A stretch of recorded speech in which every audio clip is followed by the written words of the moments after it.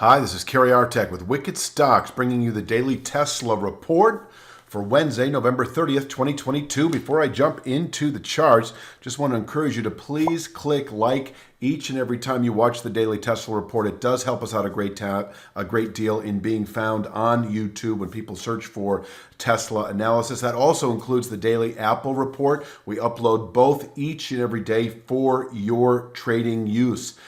So this, I'm going to start with, once again, weekly channel bottoms with an S, a band of channel support this week between 168.70 and 176.80.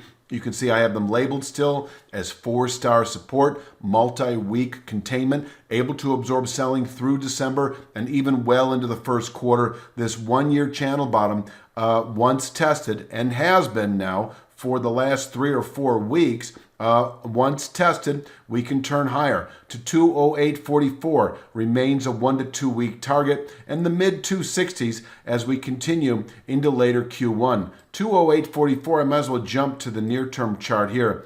This is a daily chart now.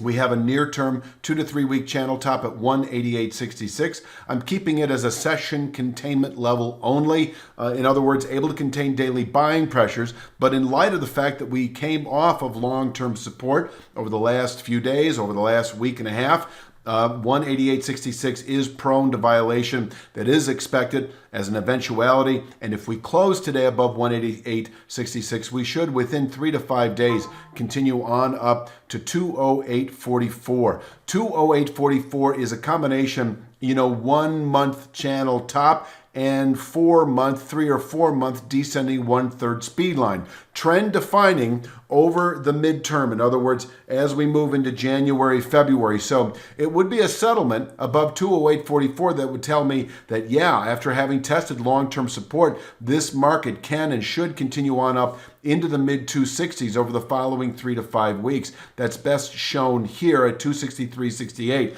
And as I've been saying now for the last few weeks, after having tested long-term support now in the 168.70 to 176.81 area, now these numbers are a little different because they're the daily chart version. So you can use these as well if you like, but it really is the weekly chart that I'll get to in a moment in terms of not only bottom picking this market as we move into later Q1, but also another sell signal of great significance if we settle below 168.70. I'll cover that in a moment. But for right now, after having tested it, not only 208.44 likely over the next week or two, where we can top out on a weekly basis, but the 263.68 area in reach by the end of the first quarter, over the next 3 or 4 months, possibly sooner. That sooner would come if we close above the 208.44 area. And so I want to talk a little bit more about 208.44 because if we close above 188.66 today, and by the way, that would be a good swing trade,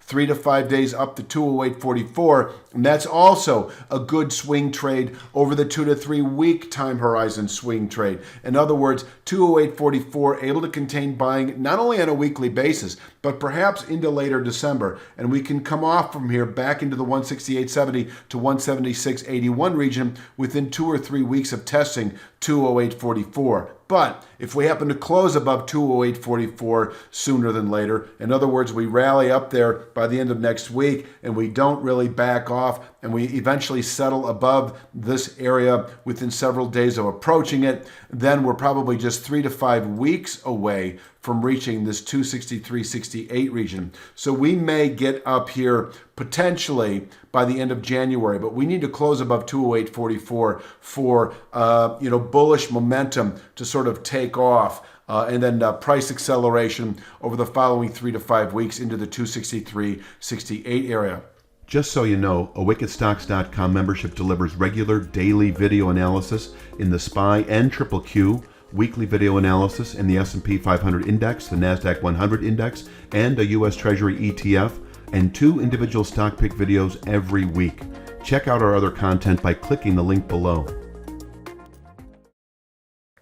Now, on the way up today, and I'll go back to this chart, all the minor points have been carefully chosen. 179 even, 183.20, 186.38, all well suited for aggressive day traders. But in terms of the trade of the day, in terms of playing the short side, it's 188.66. In terms of playing the long side, it's 176.81 bottom picking. And then we could, with the present volatility, perhaps test 176.81 in the morning, and by the afternoon settlement, 188.66 in reach. Once again, closing above 188.66, we should within 3 to 5 days test the more meaningful 208.44. Now, downside.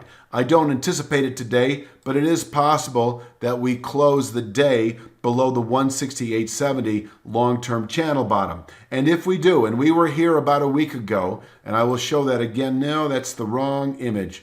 I will show that again right here, actually. It was a week ago on Monday, last Monday, that we settled just below this long-term channel structure. And I mentioned at the time that it deserves another day to see if that sell signal fleshes out. Because, it's so many times where you close above or below a long-term line study on a daily chart, and the very following day, the market just sort of rejects it. And it really did the following day. We closed higher on the day. We closed at the channel structure. The following day, we gapped higher, rallied hard. I believe that was the Wednesday before Thanksgiving, so forth and so on. So if we close below 168.70, you could call it 168.65 on the daily chart. I would still need to see how the week sort of plays out into Friday. It would be a Friday settlement.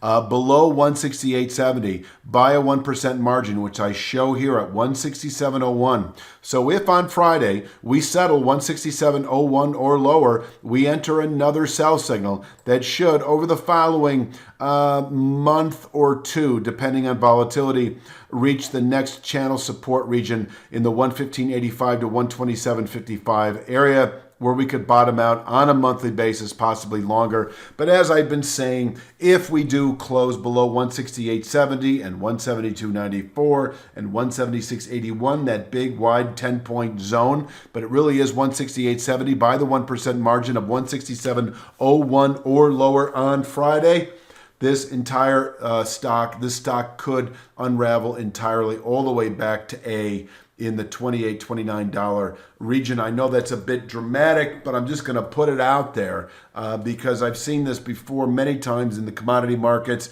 and in certain stocks as well. It's not destined for A, but just know I don't see a good reason to be long Tesla, playing the long side as we move through Q1 and even into the later part of next year if we close 167.01 or lower on Friday.